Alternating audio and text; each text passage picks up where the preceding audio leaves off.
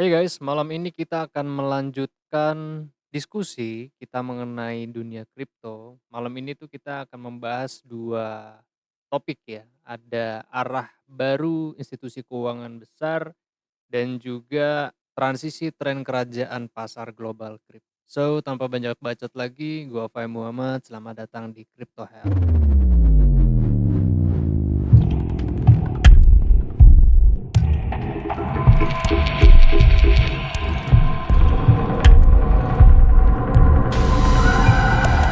Ya, beberapa waktu belakangan ini kan kita melihat tren institusi keuangan besar yang mulai melirik Bitcoin dan Ethereum ETF. Kenapa hal ini penting? Karena ini menandakan adanya perubahan arah investasi yang cukup besar. Nah, misalnya kayak BlackRock lah ya, yang dulu kan memang sempat skeptis, sekarang itu ternyata mulai terjun ke pasar kripto. Kalau institusi besar seperti BlackRock ini masuk, kita berbicara tentang potensi miliaran dolar yang bisa mengalir ke pasar kripto. Ini bisa mengubah peta kekuatan dalam industri ini guys, jika klien-klien mereka ini meminta alokasinya setidaknya kayak cuma 1% lah untuk dialokasikan ke Bitcoin, itu tuh berarti aliran dana besar tuh masuk ke dalam pasar kripto. Nah, sebelum kita panjang membahas institusi besar, kita bedah dulu yuk Bitcoin dan juga Ethereum ETF.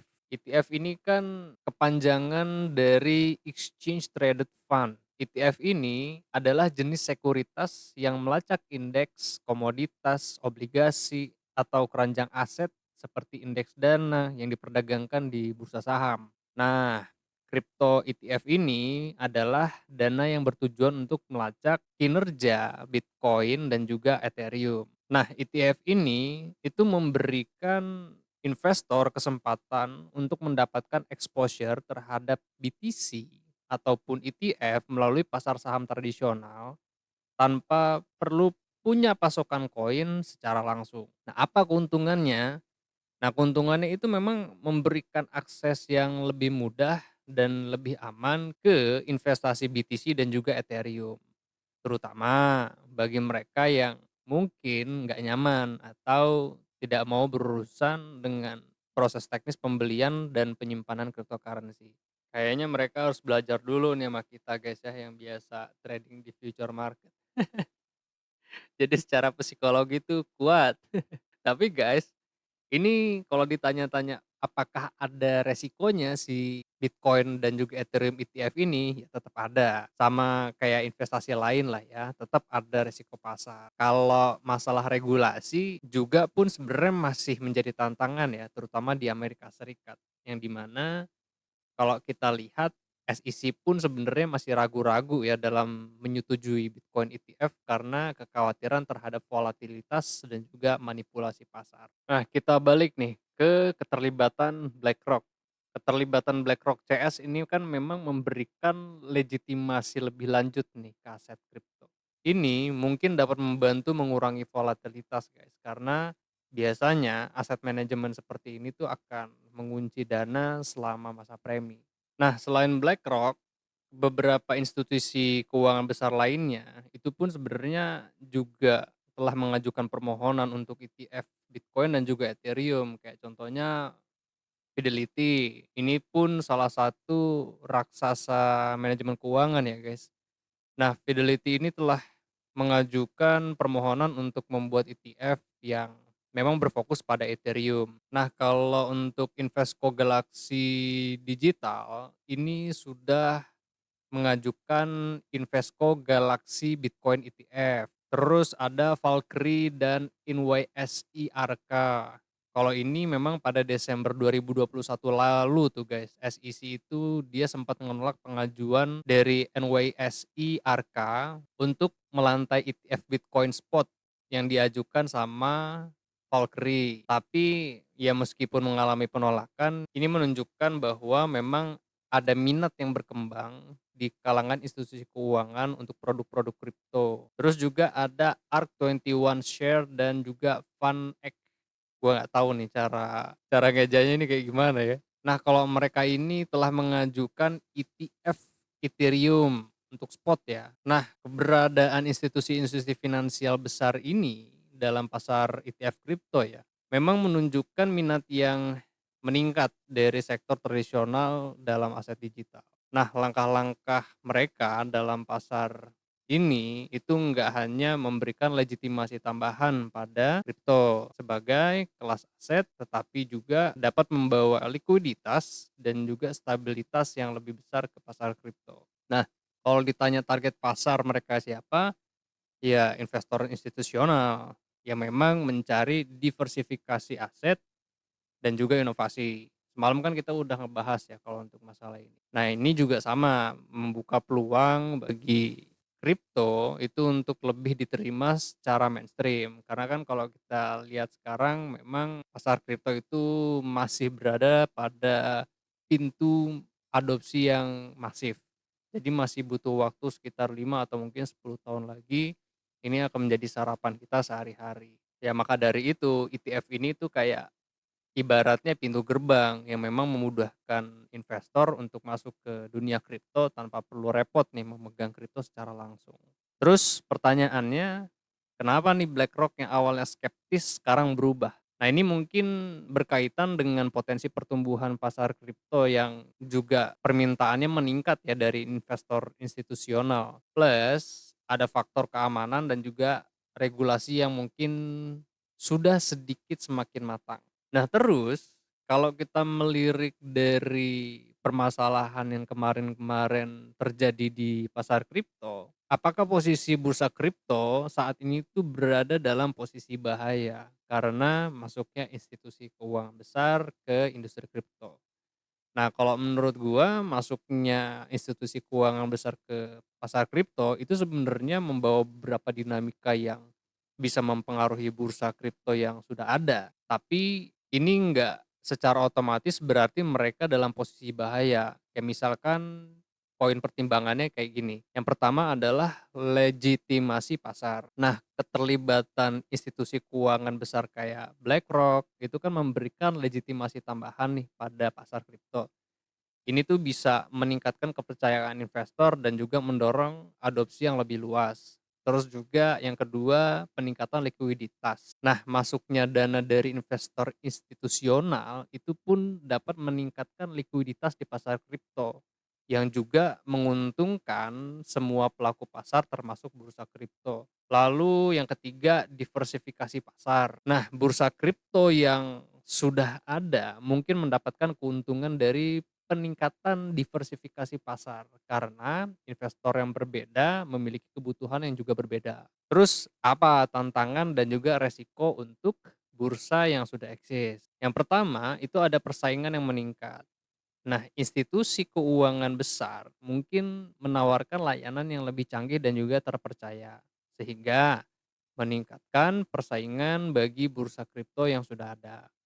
Terus dari masalah regulasi ini yang kedua, institusi besar ini sering memiliki lebih banyak sumber daya untuk menavigasi regulasi yang kompleks, yang mungkin menjadi tantangan bagi bursa kripto yang lebih kecil atau kurang terorganisir. Makanya kemarin semalam Binance dan juga Kraken itu kejegal. Terus untuk poin yang ketiga adalah konsolidasi pasar. Ada potensi konsolidasi di pasar di mana institusi besar bisa mengakuisisi atau mendorong keluar pemain yang lebih kecil. Tapi di luar dari adanya tantangan, ada juga kesempatan untuk berkolaborasi. Bursa kripto yang memang sudah ada mungkin menemukan kesempatan untuk berkolaborasi atau bermitra dengan institusi keuangan besar. Kayak contohnya yang kita bisa lihat antara BlackRock dan juga Coinbase. Bursa kripto yang mampu beradaptasi dan berinovasi mungkin akan terus berkembang. Misalnya, mereka dapat memfokuskan pada aspek-aspek seperti user experience, keamanan, atau mungkin spesialisasi niche tertentu. Terus mungkin ada juga pemisahan pasar lebih lanjut di pasar dengan beberapa bursa melayani investor retail dan yang lainnya lebih fokus pada klien institusional. Kayak misalkan contoh BlackRock, Fidelity, dan kawan-kawan itu akan berfokus kepada klien institusional. Kalau untuk bursa seperti Binance, Toko Kripto, Indodax, dan kawan-kawan itu mungkin akan fokus kepada investor retail. Tapi memang nggak menutup kemungkinan juga bahwa bursa kripto yang sekarang sudah eksis itu akan juga bisa melayani klien dari institusi. Nah, secara kesimpulan dengan masuknya institusi keuangan besar ke industri kripto itu sebenarnya membuka peluang baru, bener nggak? Bursa kripto yang udah ada mungkin ya memang perlu menyesuaikan strategi. Untuk apa? Untuk tetap relevan dan juga kompetitif. Tetapi ini memang nggak secara otomatis berarti mereka dalam posisi bahaya seperti apa yang kita bahas barusan di awal ya. Dengan adanya nanti adaptasi, inovasi, dan juga kolaborasi, itu akan menjadi kunci untuk berhasil di pasar yang berkembang ini. Nah, kalau kita ngebahas transisi tren kerajaan pasar global kripto, karena kan memang banyak juga yang berspekulasi ya bahwa yang awalnya ya kita tahu lah sebenarnya Binance ini kan adalah raja ya guys, tapi dengan masuknya pemain besar itu akan ada dampak positif dan juga negatif. Kayak misalkan contoh positifnya pasar jadi lebih matang dan juga diakui. Ini kan udah kita bahas sebelumnya ya. Terus kalau untuk negatifnya sama, persaingan juga akan lebih ketat. Ini juga kita sudah bahas barusan. Nah, Binance sepertinya memang harus berada atau harus inovatif untuk tetap berada di puncak kalau menurut gua ya. Ini enggak hanya untuk Binance tapi juga untuk bursa kripto lainnya ya. Karena kalau gue lihat berdasarkan tren yang di mana saat ini pemerintah atau government sudah mulai melirik Bitcoin, ini nggak mungkin juga menutup kemungkinan bahwa negara-negara lain pun akan latah seperti yang terjadi di Amerika, begitu ya. Makanya memang perlu adanya inovasi dan juga relasi yang cukup dekat terhadap regulator. Biar apa? Biar nggak kejegal-jegal seperti apa yang sudah terjadi sebelum-sebelumnya. Ya karena apa? Ya memang pasar ini kan selalu berubah ya, dan pemain baru dengan sumber daya yang besar itu bisa mengubah segalanya. Nah, tapi yang lucu dari kemarin-kemarin gue menganalisa dari video-video dan juga menganalisa dari beberapa berita, banyak nih kayak ada spekulasi bahwa Amerika ini memang ingin menjadi trend center di pasar kripto dengan melibatkan institusi besar untuk apa? Untuk menggeser pusat gravitasi pasar. Makanya banyak nih dicari salahnya kan bursa kripto. Kayak contohnya di Amerika ada Coinbase. Tapi kalau Coinbase sebenarnya anteng-anteng aja guys ya, nggak kayak FTX. Kalau FTX sih emang beneran tumbang. Ya gimana nggak tumbang, emang beneran salah karena memang nggak ada funds-nya. Di saat user mau withdraw duitnya nggak ada. Diputer-puter nggak tahu buat apaan, mungkin jadi bubur kali ya. Nah, kalau kita ngomongin Coinbase, ya BlackRock ini juga sebenarnya ada kerjasama guys dengan Coinbase. Teman-teman bisa baca lah di beberapa artikel ya, yang memang ngebahas tentang Coinbase dan juga BlackRock ini. Salah satunya ini ya, artikelnya salah dua sih sebenarnya, bukan salah satu, dua. Nah, Coinbase ini dan juga BlackRock itu bekerja sama untuk membuat aset kripto langsung tersedia bagi investor institusional. Nah, kemitraan ini tuh melibatkan sistem manajemen investasi BlackRock, Aladdin ya, dan juga bertujuan untuk memungkinkan kliennya BlackRock maksud gua, itu untuk melakukan perdagangan dan juga mengelola aset kripto secara in-house. Nah, Coinbase ini menganggap memang kemitraan ini tuh sebagai sebuah tonggak penting untuk aset kripto. Dengan BlackRock yang mengelola sekitar 10 triliun US dollar aset saat ini ya pada tahun 2021, kemitraan ini tuh memang memiliki potensi yang juga signifikan untuk memperluas penggunaan dan juga adopsi kripto di kalangan investor institusional. Nah, kemitraan ini memang menunjukkan semakin meningkatnya penerimaan dan integrasi aset kripto dalam sektor keuangan tradisional. Kalau kita lihat skup libatnya Coinbase, kelihatannya memang Coinbase ini bertindak sebagai custodian ya guys. Ini maksudnya adalah untuk penyimpanan aset kripto bagi klien BlackRock. Nah, kerjasama ini memungkinkan memang klien BlackRock untuk mengakses, melakukan perdagangan, dan mengelola aset kripto melalui Coinbase. Yang memang disediakan infrastruktur dan layanan perdagangan itu melalui platform Coinbase Prime. Kalau teman-teman mau lihat Coinbase Prime tuh di sini. Nah, ini dia untuk institutional crypto investor. Nah, peran Coinbase sebagai custodian ini memang menunjukkan kepercayaan dan validitas yang meningkat terhadap platform kripto dalam menyediakan layanan keuangan yang aman dan juga teratur bagi investor besar. Nah, jadi analisa gua mungkin setelah halving 2024 ini, kalaupun memang SEC itu ACC, Bitcoin ETF dan juga Ethereum ETF, pemain lama, institusi besar keuangan seperti BlackRock, terus Grayscale Investment, Fidelity dan kawan-kawan, ini akan membawa gambaran dan juga lukisan baru terhadap industri pasar kripto global ya guys. Apakah mungkin memang transisi bursa kripto yang awalnya dari startup menjadi institusi besar menjadi raja ya maksud gue ya, itu bisa terjadi kemungkinan besarnya. Tapi yang pasti ya kita udah lihat lah ya bahwa memang Amerika ini ngajak perang. Jadi ya kita sebagai investor retail ya tetap harus wise terhadap apa yang terjadi di pasar global. Jadi kita bisa lebih enak dan juga bisa lebih fleksibel untuk bermanuver di pasar keuangan. Apalagi kan memang sementara ini pasar kripto itu agak sedikit volatile. Ya walaupun kalau kita lihat sekarang harga pun nggak terlalu gimana volatilitasnya ya. Cuma yang pasti adalah dengan adanya nanti Bitcoin dan juga Ethereum ETF itu di ACC, ya mudah-mudahan di ACC ya, impact dari harga itu pasti akan sangat positif guys. Jadi ya kita hoping for the best aja. Ada yang memprediksi bahwa harganya nanti akan di 150.000 US dollar per keping Bitcoinnya, ada yang di 100.000 US dollar per keping Bitcoinnya. Ya itu kan semua hanyalah prediksi ya, bisa terjadi dan juga bisa enggak. Nah, kalau kita runut berdasarkan data, ya kemungkinannya pasti ada.